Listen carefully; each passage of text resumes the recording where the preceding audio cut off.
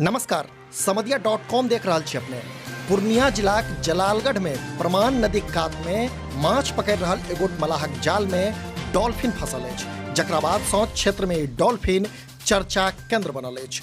उक्त मलाह एहि माछ के कोनो बड़का माछ बुझि अपन घर लऽ गेल और एकटा पानि भरल खत्ता में बान्हि के रखने छल, जकर जानकारी स्थानीय लोग के भेटल तब प्रखंड आ थाना के एकर सूचना देल गेल। तकरा बाद वन विभाग के अधिकारी आबि उक्त डॉल्फिन के अपना कब्जा में लऽ पूर्णिया लऽ गेला।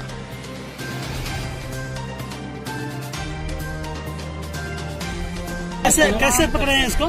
कैसे पकड़े हैं इसको? तो मैं जल्ला जो थे उसमें फंसा नदी में? हाँ, बड़ी मुश्किल से फंसाई।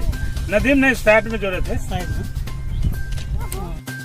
तऽ जेना जेना मिथिला प्रक्षेत्र में बाढ़िक प्रकोप बढ़ल जा रहल अछि, तेना तेना खतराक संग अद्भुत जलीय जीव के भेटबाक संभावना सेहो प्रबल भेल जा रहल अछि। देखैत रहू समधिया.com।